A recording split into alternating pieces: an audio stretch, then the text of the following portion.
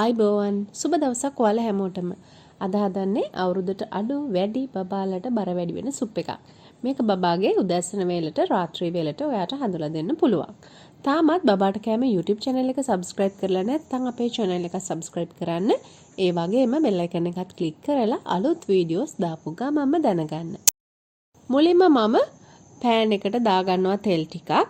තෙල් ටික හොඳට රත් වුණාට පස්සේ ටිකක් වැඩිපුර සුදු ලූණු එකතු කර ගන්නවා. ඒකටම මම පොඩිවට කපාගත්ත කටු නැති චිකන් ටිකක් ඒ වගේම පොඩිවට කපාගත්ත වට්ටක්ක ටිකකුත් දාගන්නවා. පොඩි තක්කාලි කෑල්ලකුත් දාලා මේ ටික හොඳට ටෙම්පරාදු කරගන්න ඕන. ඔයා මේ සුප් එක හදන්නේ අවුරුද්දට වැඩි බබෙක්ට නම් මේකට ලුණු චුට්ටක් එකතු කරගන්න පුළුවන්. ඒ වගේම මම සුප් එක තව රස වෙන ඔරිගානෝ චුට්ටකුත් දාගන්නවා. දැන් මේකට වතුර පොඩ්ඩක්වත් එකතු කරන්නේ නැතුව විනාඩි 10ක් විතර මේ විදියට ටෙම්පරාදු කරගන්න ඕන. හොඳට හැන්දකින් එහා මෙහා කරන ගමන් මේ ටික ටෙම්පරාදු කරගන්න. එතකොට හරිම රස සුප් එකක් අපිට හදාගන්න පුළුවන්.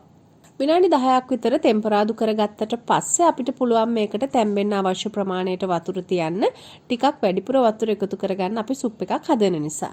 දැන් අපිට තියෙන්නේ මේ දේවල් ටික හොඳට තැම්බෙන්න ලිපේ තියාගන්න. විනාඩි 15ක් 20ක් විතර ගියාට පස්සේ වට්ටක්කාය වගේම චිකන් හොඳට තැම්බෙනවා. ඊට පස්සේ අපිට පුළුවන් මේක ලිපෙන් අයින් කරගන්න. මේ වෙලාවේදී මම සුප් එකේ වතුර ටික වෙනමම අයින් කරගෙන තියෙනවා.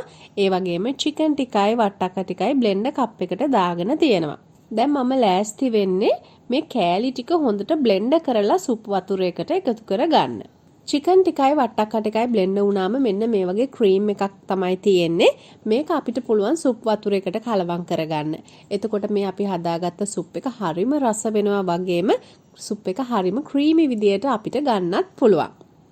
ඒ ටික සුප් එකට දාගත්තට පස්සේ හොඳට කලවම් කරගන්න.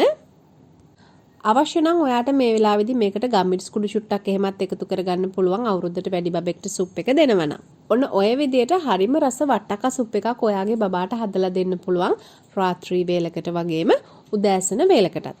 අවුරුද්දට වැඩි බබෙක්ට හදලා දෙනවා නම් ටෝස්ට් කරපු පාන් පෙත්තක් එහෙම මේකත් එක්ක හුඟක් හොඳින් ගැලපෙනවා. ඒ වගේම ගාලික් සහ බටර් ගාලා ටෝස්ට් කරගත්ත පාන් පෙත්තකුත් මේකත් එක්ක හරිම රසට තියෙනවා.